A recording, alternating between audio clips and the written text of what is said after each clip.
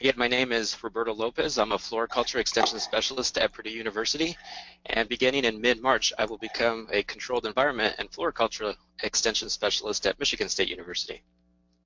So we're going to briefly review some topics in terms of light. Specifically today, we're going to talk about the quantity of light. And so there's a term that we use, and it's called the daily light integral, or DLI, and it basically describes the cumulative amount of light, or basically the photons of light, that an area receives over the course of a day, as we can see in this photograph. Now, when we're concerned with plants, we're really looking at 400 to 700 nanometers. That's the wavelength of light that the plant utilizes for photosynthesis. So one important thing to remember is that that daily light integral is basically that cumulative amount of photosynthetic light that's received in a 1 square meter area each day, or moles per meter squared per day. Other important thing to remember about DLI is that it cannot be determined from an instantaneous reading. So you can't go into your greenhouse and take a light reading and calculate your daily light integral from that. You basically have to collect data throughout the day to be able to calculate DLI. So an easy thing to remember with DLI is that it's very similar to a rain gauge. With a rain gauge, we basically collect the total amount of rain that was received in a particular area throughout the course of a day. Now you're probably wondering, what are some values that I can have in the back of my mind to think about daily light integral? Well, in the winter, especially in northern latitudes, we may receive approximately 5 moles per meter squared per day. So on a sunny day during the winter in the north, we can see that we have relatively low daily light integral. Now, if we move to the southwest during a summer sunny day, we could receive a daily light integral up to 60 moles per meter squared per day. However, it's very seldom that within a greenhouse we ever see a daily light integral above 30 moles per meter squared per day. And why is that? Well, when we look in a greenhouse, what do we often see when we look up? We see hanging baskets, we see the shading materials, also the structure, and obviously the glazing material. And that can reduce light levels by anywhere from 40 to 70%. Our goal as greenhouse producers is to maintain a daily light integral of anywhere between 10 to 12 moles per meter squared for floricultural crops, and that's just to produce an acceptable quality crop. If we're thinking about cut flowers, vegetables, and even some potted plants, we want to have our daily light integrals even higher than that, and that's where supplemental lighting really comes into play, especially for northern latitudes or for cloudy days. So here's some nice maps that were developed by Jim Faust and some of his colleagues at Clemson University. And we can see the daily light integrals outdoors for various months. So if we look at February and we look at our chart, we can see that in the northern part of the US, we have daily light integrals ranging anywhere from 10 to 15 moles Pacific Northwest. And we look at the upper Midwest and into the New England states, we have anywhere from 15 to 20 moles. Now, again, what I mentioned earlier with greenhouses is we can cut that by about approximately 50%, and we can see that our daily light integrals are as low as 5 to, let's say, 10 moles in the northern US. Remember, to produce an acceptable quality floricultural crop, we want to target 10 to 12 moles. When we look at other parts of the US, especially the Southwest, we can see that in the extreme Southwest, such as southern Arizona and New Mexico, we have daily light integrals anywhere from 30 to 35, and that's outdoors. Of course, we cut that by half, and we're still achieving our target daily light integrals. So here's an example of a greenhouse located in West Lafayette, Indiana, where Purdue University is located. And what we can see with this graph is that the blue squares represent the daily light integral over the course of a year. So here we have basically almost 2.5 years worth of data. And as I mentioned before, in this poly greenhouse, we never achieved a daily light integral above 30 moles per meter squared per day. That green line that you see right above 10 moles, that's basically our target DLI. And what's one of the things that we often have to utilize in a greenhouse to moderate our temperatures is shading. So in northern latitudes such as Indiana, we typically start using either whitewash or some sort of shading material right around April. And that's basically to really moderate our temperatures. So that's what the white triangle represents. a greenhouse with 50% shade. And you can see that once we start using that shading material, even in late spring and into the summer, we really start to reduce our daily light integral. And we can see that even into September, we're now below our target range. Now, what can we do about that, especially during the winter? Well, we can use supplemental lighting. So in this example, we are using high pressure sodium lamps. They're on for 16 hours, and they're basically increasing our daily light integral by 4.3 moles per meter squared per day.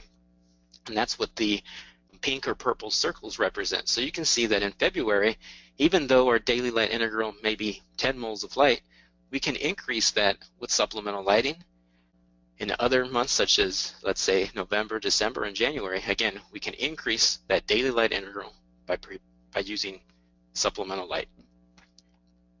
Now, in terms of daily light integral, it varies obviously throughout the country, and there's lots of factors both within the greenhouse and outside of the greenhouse that can influence the light intensity as well as the duration.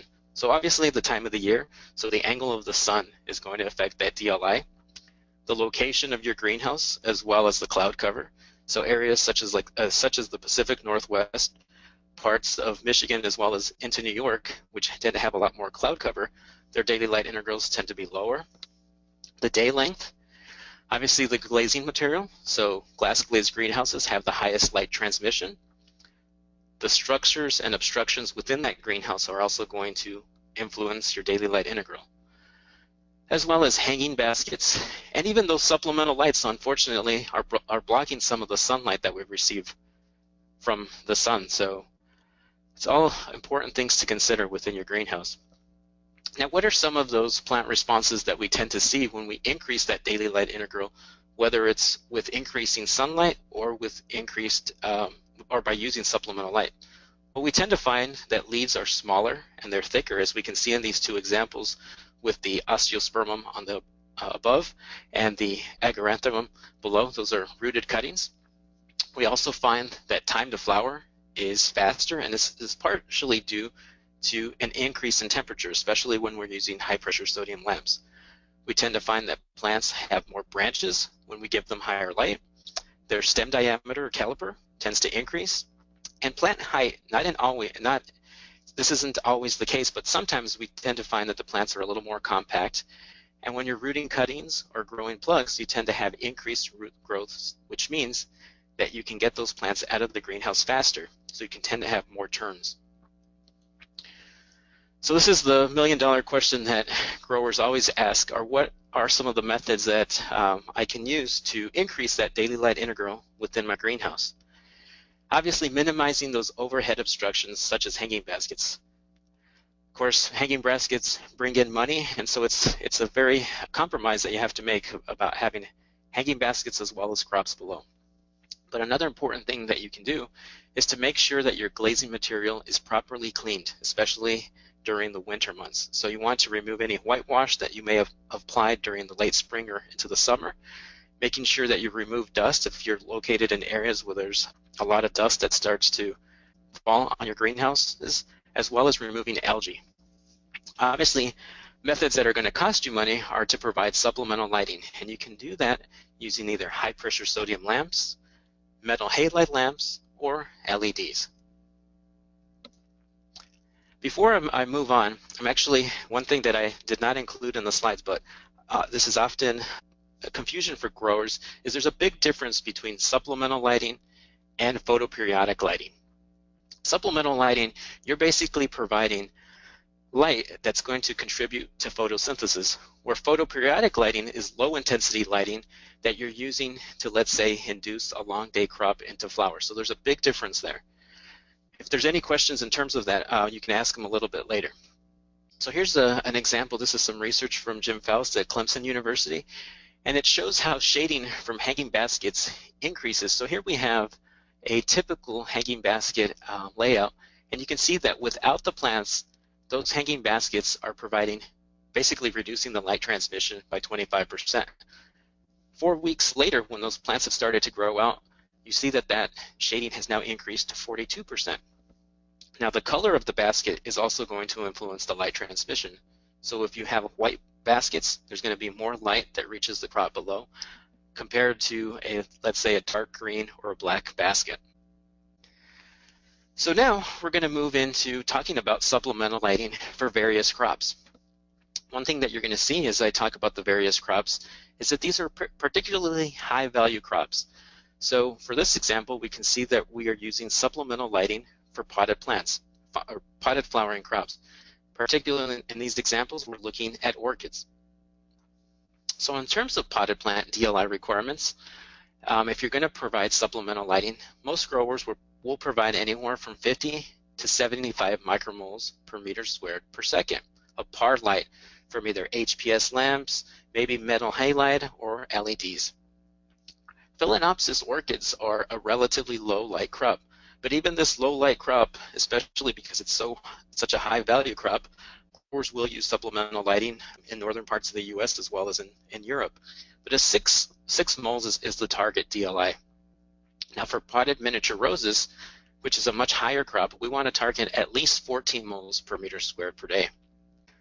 Obviously, greenhouse vegetable and herb production is increasing throughout North America, and there's lots of questions in terms of how much supplemental light do I need to provide to these crops.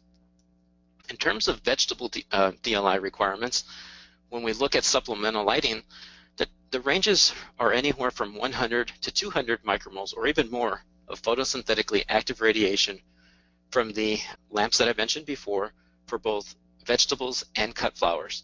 So a very general target daily light integral for most greenhouse vegetables is approximately 15 moles per meter squared per day. Now when we look at a crop like lettuce, a DLI of 12 to 13 moles or higher is generally recommended. The optimal daily light integral for lettuce is anywhere between 15 to 20 moles. So most supplemental lighting ranges anywhere from 50 to 100 micromoles per meter squared per second. Supplemental light, at least for lettuce, can improve lettuce quality, such as the heart firmness, but it can increase tip burn, as Neil will point out in his part of the lecture today. And you want to maintain a photo period of anywhere from 10 to 16 hours with lettuce. Now we'll move on to cucumber, which is a crop that requires an even higher daily light integral of 12 to 19 moles per meter squared per day. The optimal daily light integral is above 30 moles per meter squared per day. But obviously, as I showed you before, it's going to be very difficult to provide that kind of daily light integral within a greenhouse.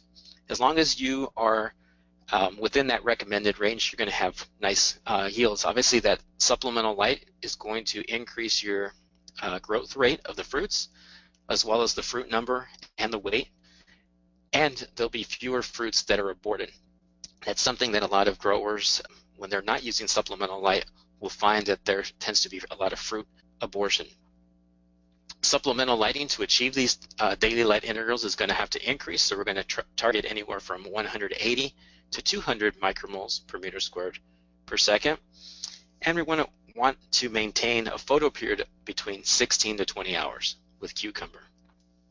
With tomato, research has found that fruit quality and yield are highest when that average daily light integral is above 30 or above 30, but obviously it's going to be very difficult to achieve that, especially in the north.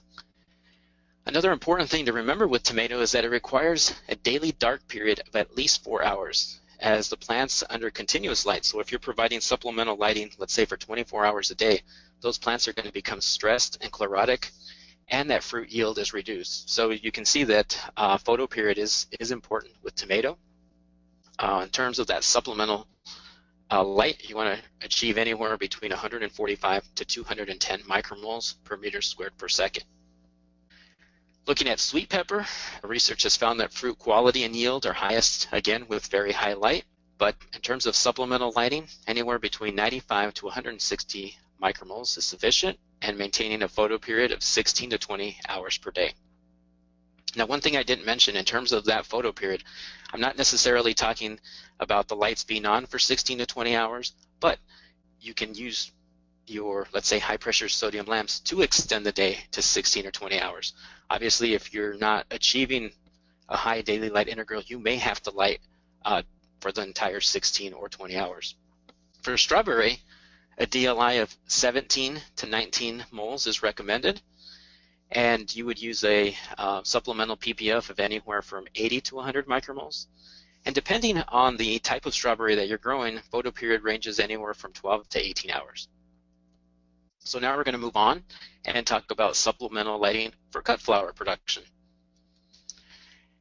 I have two tables that you can see in your slides, and basically in terms of those photoperiodic responses, FLDP basically is facultative long day plant, DN stands for day neutral, OLDP stands for obligate long day plant, and then FSDP stands for facultative short day plant. So you can see that the optimal daily light integrals for a lot of the cut flowers that I'm showing are quite high. As I mentioned before, if you can achieve 15 moles or higher, you'll produce a nice quality cut flower crop. Again, here's some more examples. I'm not really going to go crop by crop because you have those numbers in your PDFs. So now we're going to move on to supplemental lighting during young plant production. So one of the general problems with producing young plants is that we tend to produce them during the darkest periods of the year, anywhere from January through April. And as we can see in this photograph, this is often the conditions that we have, especially in the north, when propagators are producing young plants. So propagators of young plants are interested in minimizing that production time, whether they're growing seedlings or plugs, and when they're rooting cuttings or producing liners to reduce their overall energy costs. Basically, their intent is to optimize the quality of both the young and the finished plant. So that production environment and cultural really impacts that crop quality and timing. During that young plant production, that peak young plant production, the photosynthetic daily light integral outdoors ranges anywhere from 5 to 20 moles across the northern US. As I mentioned before, once we move into that greenhouse, our light levels can be cut by 40 to 70%. Therefore, for young plant producers, it's not uncommon to find daily light integrals as low as 1 to 5 moles per meter squared per day. And what's one of the things that growers often, one of the problems that they find is that it may take them up to 6 or 7 weeks to root cuttings. And it's basically because of that low daily light integral. So if we look at this map on the left, this is the average greenhouse DLI. So you can see in the north, we're anywhere from 5 to 7 moles. As we move to the midsections of the US, we're receiving about 9 moles of light. And the southwest part of the US and Florida is receiving approximately 11 moles of light. This is in February. So we can definitely see the benefits of providing supplemental light, especially in the north during peak young plant production.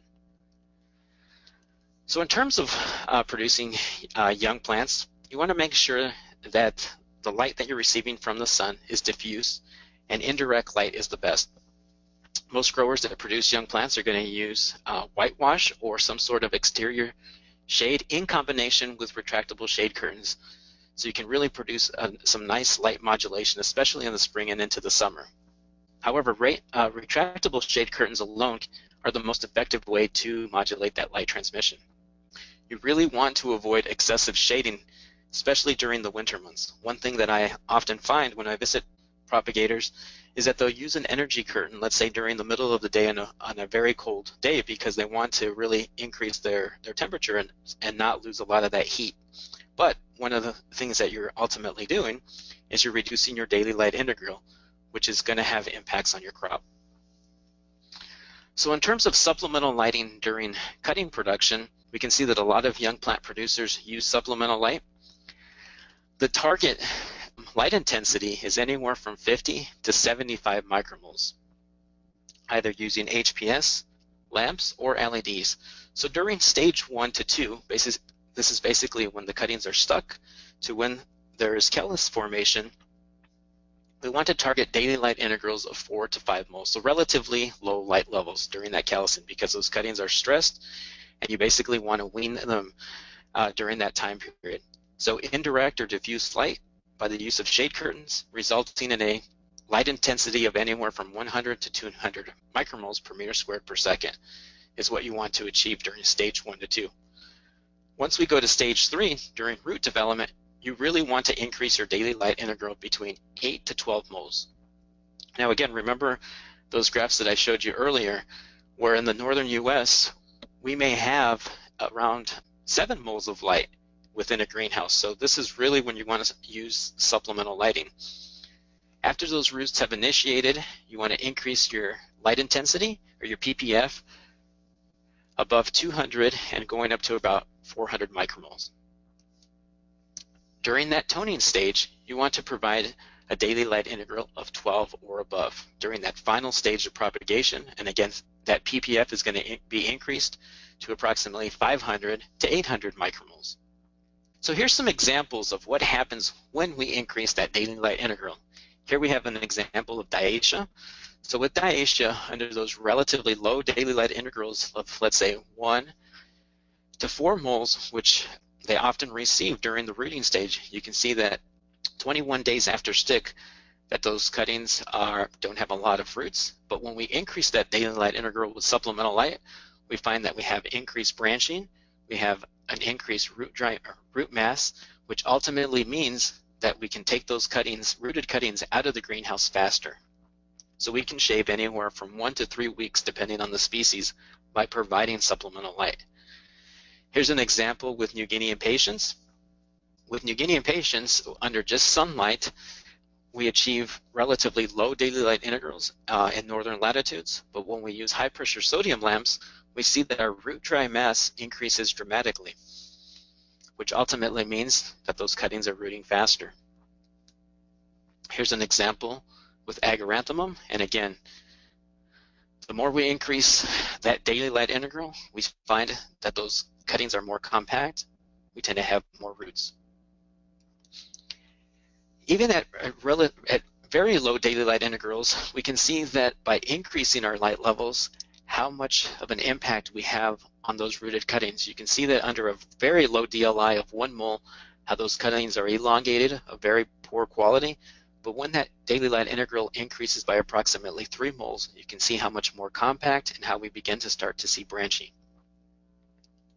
What about looking at supplemental light from various sources? So here we have high pressure sodium lamps and looking at LEDs. I don't want to take Josh's thunder away from his talk next, but basically wanted to show you an example of providing different light qualities and how it influences rooting of impatiens and petunias. And in this instance, we find that there's basically no difference whether those cuttings are rooted under HPS lamps or increasing amounts of blue light from LEDs. When we look at the biomass in terms of root dry mass, so we have root dry mass and we have an increase of daily light integrals from 2 all the way up to 12 moles per meter squared per day. We find that each species responds differently. So in this case, agaranthemum is very responsive to daily light integral. As we increase that daily light integral from 2 to 12 moles, we find that that root dry mass increases from 18 all the way up to approximately 75 milligrams, which is a very large increase. Now let's look at another crop such as Angelonia. With Angelonia, we see that we can increase that daily light integral, and there becomes a point right around 6 moles of light where any further increase in DLI, and we're really not seeing an increase in root dry mass. What about stem caliper or stem diameter? This is very important, especially in the transportation of those rooted cuttings or plugs, because if that plant is sturdier, it's going to withstand those pressures of shipping. Again, we increase that daily light integral, and we see that there's an increase in that stem caliper. Now in this graph, we're looking at that root to shoot ratio, and at the bottom, we can see days after transfer. So remember back, I mentioned that during stage 1 and 2 of cutting production, we're going to maintain relatively low daily light integrals. Then we increase our daily light integral. So that's basically at -1, that's during callousing. Day 1 is root development. We find that at around approximately 8 days, this is for New Guinean patients, we start to really notice a difference whether those cuttings are rooted under a low daily light integral compared to a high daily light integral, where we're starting to see that increase in root dry weight. What about photosynthesis? Well, we can see in this figure that when cuttings are propagated under a relatively low daily light integral of 2 moles per meter squared per day, we can see that their photosynthetic rate is quite low. When we increase our daily light integral up to 8.5 moles, we see that their photosynthetic rate increases quite a bit, and even when we increase it up to about 16 moles. So now we're going to talk about supplemental lighting during the plug stage. This is some research that was done at Michigan State University, and basically what they did is during the seedling stage, they divided it into thirds, each stage basically lasting either 9 or 11 days. So the plugs were either provided with supplemental light for the first third or second third of the plug stage, not at all, or during the entire period, as we can see in this graphic. So from left to right, we can see that we have basically increasing supplemental lighting, where the first example with the white line basically represents no supplemental light. The next one, those plugs receive supplemental light during the first stage, and so on. And as we would expect, by providing supplemental light during the entire plug stage, we see that we have a lot more root development and a higher quality plug. There are also subsequent effects of providing light to young plants, whether they're cuttings or whether they're seedlings, where we can see that if they're provided with supplemental light throughout the plug stage, that they tend to flower faster. Now, what's one of the reasons, especially when we use a high-pressure sodium lamp? High-pressure sodium lamps produce a relatively high amount of radiant heat, which ultimately increases plant temperature, and temperature obviously influences the rate of development. Here we have an example of Tacoma. It's a plant species that requires very high light levels, and you can see that as we increase that daily light integral, we increase basically the time, or excuse me, we increase height, but we reduce the amount of time to produce this seedling.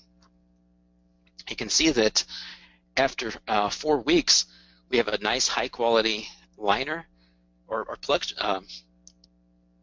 under the highest daily light integrals, but basically a plug tray that's not very well rooted and of low quality under low daily light integrals. Again, here's an example of plugs that were produced either under ambient light or with supplemental lighting from either high-pressure sodium lamps or an LED providing 88% red or 12% blue light. So in terms of supplemental lighting of plugs, when light is limiting below 10 moles, you really want to use that supplemental light, especially during those later stages of young plant production. As we saw in the examples, the highest quality plugs were those grown under constant supplemental lighting. And at least with the examples with both petunia and pansy, seedlings provided with high light flowered anywhere from 2 to 4 days earlier. With some rooted cuttings, we found that you can reduce time to flower by up to 2 weeks by providing supplemental light during propagation. Now what we're going to look at is basically how propagation daily light integral as well as the finished daily light integral influences crop quality. So this is the Tacoma. As I mentioned before, it is a species that requires very high light levels. So we can see how both propagation DLI as well as finished DLI have a big impact on that overall finished plant quality. As a grower though, it's going to be very difficult to provide a daily light integral above 10 moles of light, especially in the north. So really, we can see that a grower can produce a nice Tacoma crop, for example, when they provide, let's say, 10 moles of light during propagation and a very high daily light integral during finish. Now let's look at some crops that most of you are used to. Here we have Verbena. So this photograph was taken 33 days after transplant.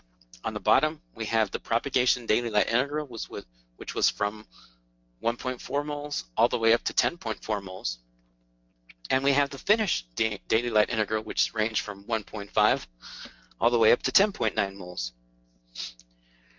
So you may be asking, which daily light integral has the most influence on overall crop timing? Well, both obviously are important, but if you only have the choice of lighting either during propagation or finishing, what I often recommend to growers is light during propagation, because you can light a lot more plant material during propagation than you can finishing. Here's another example with Angelonia. So we see that our highest quality Angelonia is obviously when we provide highlight during propagation as well as during finishing. When we have a low propagation and finishing DLI, we can see that the crop obviously is not in flower and of very low quality.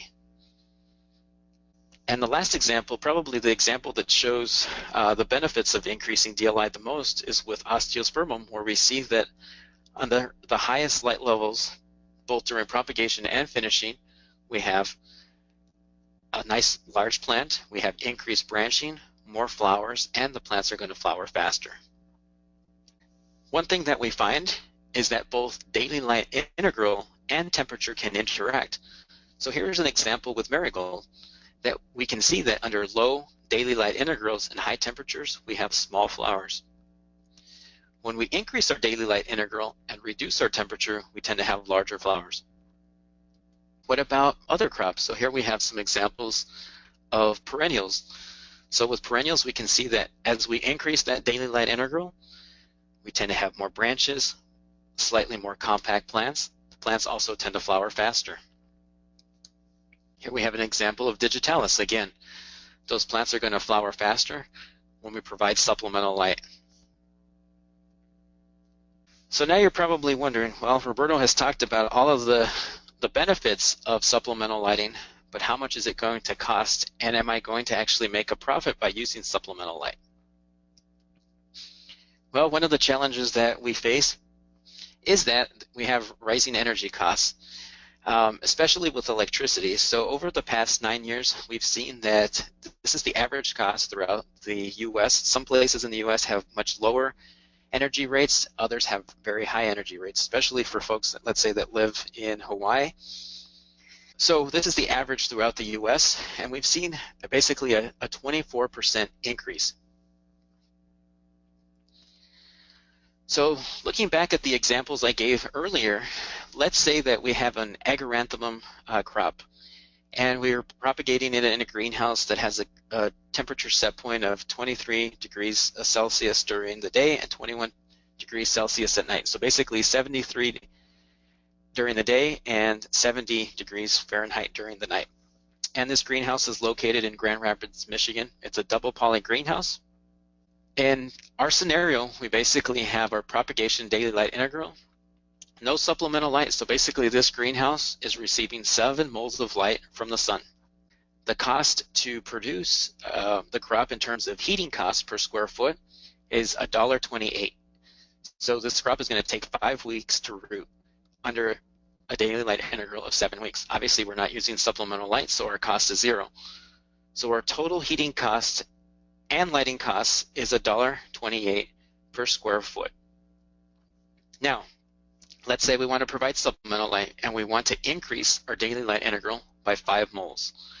By doing this with a crop that's very responsive to DLI, like agaranthemum, we're going to reduce rooting time by 2 weeks. So basically, our heating costs are now down to 75 cents per square foot. Because we are lighting for 2 weeks, obviously we're going to have to pay for that light. So it's going to cost us 3 cents to light for 2 weeks. So we basically have a savings of 50 cents per square foot, or 39%. And that's basically our heating cost. Because we're reducing the amount of time that this crop is in the greenhouse by 2 weeks, we're saving on energy. Now let's look at a crop that's not as responsive to supplemental lighting. Remember back looking at Angelonia, basically the same greenhouse, same air temperature, located in Grand Rapids, Michigan. With this crop, under let's say a low daily light integral of 5 moles, it's going to take 5 weeks. It's going to cost us $1.28 per square foot. If we basically double our daily light integral, we're going to only shave off 1 week of propagation time, but we're going to have to light for 3 weeks. So even with a crop that's not as responsive to supplemental lighting, we're still saving 25 cents per square foot, or 20% on energy costs. Now, one thing that growers often ask is, well, why are our recommendations typically for using metal halide or high pressure sodium or LEDs for providing supplemental light? Well, when we look at the efficiency of different bulbs, we can see that incandescent lamps, in terms of their quantum efficiency, is only about 6 to 7%. That's one of the reasons why they've been phased out of production and are no longer being sold in the US, is because they're so energy inefficient. We look at the efficiency of a metal halide, anywhere from 20 to 21%. Then we have fluorescent lamps, whether they're a tube or the compact fluorescent. And again, anywhere from 22 to 27% efficient. However, why don't we use them for supplemental light in a greenhouse? Think about those fluorescent tubes. They're going to provide a lot of shading. So basically, they're going to block a lot of that sunlight that's going to reach your crop below. In terms of the compact fluorescents, their light intensity is relatively low compared to a high-pressure sodium, so that's one of the reasons why we don't use them for supplemental light. And then we see that the quantum efficiency for a high-pressure sodium and an LED are much higher. So in terms of using supplemental lighting, the high-pressure sodium lamp is still the most economical lamp type for seasonal greenhouse applications. Lamps should be turned on and off automatically by some sort of environmental control computer based on the light conditions within the greenhouse. Now, one important thing to remember is that the life of that lamp is influenced by the number of times that those lamps are turned on and off. So you don't want to have them turning on and off, on and off. So you can have some sort of schedule. I've give you an example here that if your light intensity is less than 200 micromoles per meter squared per second within the greenhouse, for more than 5 minutes, the lamps turn on. Maybe then turn the lights off when the light intensity is more than 400 micromoles per meter squared per second for more than 10 minutes. Using these parameters, those lights are not going to be turning off and on as much, and you're not going to reduce their overall lifespan. Now, what about the light intensity and the duration? Are both very important. So a common recommendation, again, this is for floricultural crops, is to provide anywhere from 50 to 75 micromoles of photosynthetic light, which basically adds anywhere from 0.18 to 0.27 moles per meter squared each hour, which really is not a whole lot. So to basically achieve a variety of supplemental daily light integrals, we can see that if you're providing 50 moles of light for 8 hours a day, you're only providing basically 1.4 moles of light, which is, you may think it's not a lot, but as we increase our daily light integral, as I've showed you several examples, overall plant quality increases. And if you have a market for, if you're producing young plants, vegetables, cut flowers, any increase in daily light integral is going to increase that quality. So we've developed a tool. It's called DLI Calc. Basically, to find this calculator, just Google DLI Calc, and it'll take you to this website. You click on DLI Calc, and within this calculator, you can basically, it allows you to estimate the supplemental DLI from your supplemental light source. So currently, we just have high-pressure sodium and metal halide lamps. So you put in your information, your name, your greenhouse, and the crop you're growing. You select your lamp type. So I've selected high-pressure sodium lamp. And because I'm growing cucumber, I really have a high light intensity, so I'm providing 200 micromoles per meter squared per second. And I want to have those lights on for 18 hours. So the resulting supplemental DLI is basically 12.96 moles per meter squared per day.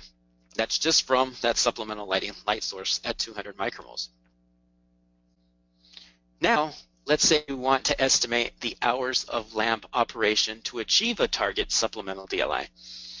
So in Neil's greenhouse, he's rooting cuttings, and his target supplemental DLI is 5 moles. He's using a high-pressure sodium lamp, and because with young plants we don't use those high intensities that we would with vegetables or cut flowers, his target light intensity is 70 micromoles. So in order to achieve a target supplemental DLI of 5 moles, Neil has to run his lights for almost 20 hours a day.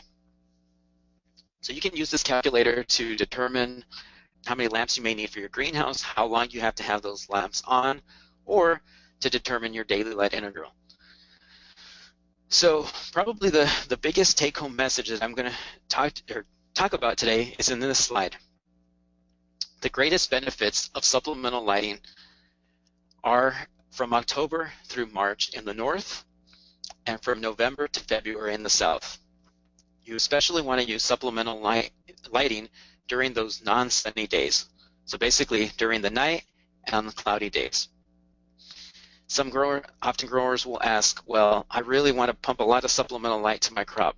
Well, there becomes a point where you're basically throwing away or burning your money by providing too much light, as we can see on this example, as those plants can become light saturated. So that we see that when we increase our light intensity from, let's say, 200 to 300 micromoles, we see a very large increase in net photosynthesis from, what is that, about, let's say, 8 to around 12. Now, when we increase our light intensity from 400 to, let's say, 500 micromoles, we see that our net photosynthesis increases just a little bit.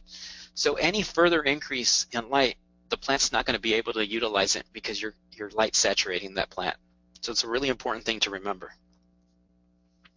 We have lots of articles in terms of supplemental lighting. You can find these articles on my website, which is flowers.hort.purdue.edu, and on the Michigan State Floriculture website, which is flor.hrt.msu.edu. I also wanted to put out a promotion. Some of you may be familiar with a book that was published in 2013. It was called Lighting Up Profits. Well, Eric Runkle and I are the editors of a new book that's going to be coming out this summer. It's called Light Management in Controlled Environments. We have 20 different authors. It's going to be a book that has 18 different chapters, ranging from production of leafy greens, cut flowers, young plants. This is a book that's being sponsored by PL Light Systems and Meister Media. The producers of Greenhouse Grower are the ones that are producing this book with us. It's going to be both in digital and print format, so it's going to be a Kindle book. If you'd like to receive notifications of when the book is available, you can go to greenhousegrower.com/lighting. And with that, I'd like to thank both former and present graduate assistants that did a lot of the work that I talked about today, as well as technicians. We'd also like to thank the USDA and the following private horticulture and lighting companies that support Purdue LED and high-pressure sodium lighting research. And with that, I will now take some questions.